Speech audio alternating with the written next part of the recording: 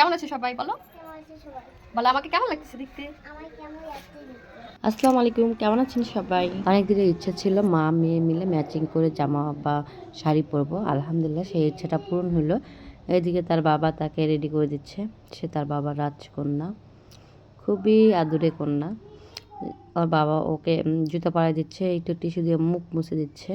মাশাআল্লাহ, সবাই দোয়া করবেন আমাদের জন্য। তো বারান্দায় অনেক সুন্দর সুন্দর ফুল ফুটছে, মানে গোলাপ দুটো লাল টুসটুসে, আবার তারপরে নয়নতারা, গাঁদা ফুলও ছিল, আবার অন্যান্য ডেইজি ফুল, ফুল ছিল। তো ভাবলাম একটু বাইরে যাওয়ার আগে মা মেয়ে এখানে একটু ফটোশ্যুট করে রাখি, আমাদের ফুলগুলো স্মৃতির পাতায় থাকবে, আমাদের মা মেয়ে ম্যাচিং ড্রেসটাও স্মৃতির পাতায় থাকবে। তো মাশাল্লাহ এখানে ছবি তোলা হয়ে গেছে। মেয়ে একটু ঢং ঢং করতেছিল, আমি একটু বললাম আসো দুজনে একসঙ্গে ছবি তুলি। তারপরে যে আমরা যাচ্ছি, সে একাই নামবে, সে কোলে উঠবে না, তার বাবা কোলে উঠবে না। তা ভাবলাম একটু তাদের ভিডিও ক্লিপ নিয়ে নিই। তো খুব লজ্জা পাচ্ছে আমার মেয়েটা শাড়ি পরে।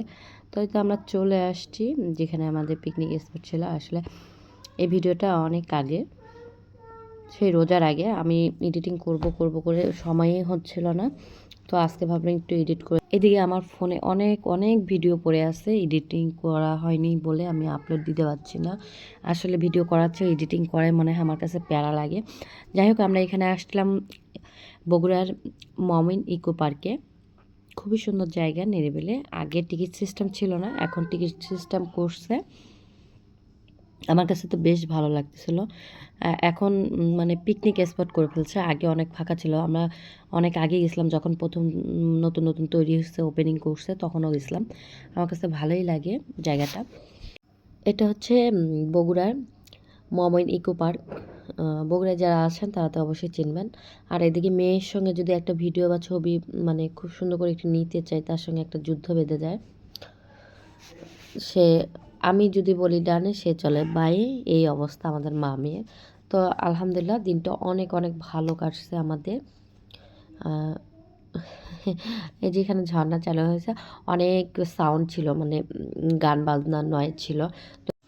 তো খুব ভালোভাবে আমরা বাইকে করে পুরোটাই ঘুরছি এবং ছবি তুলছি, অনেক ভিডিও করছি। তো এডিটিংয়ের কারণে আমার দেওয়া হয়নি এতদিন। ভাবলাম এই ভিডিওগুলো এডিটিং করে নিই, এডিটিং করে একটু আপলোড দিই ফেসবুকে, এখন যেহেতু নিয়মিত আসছি।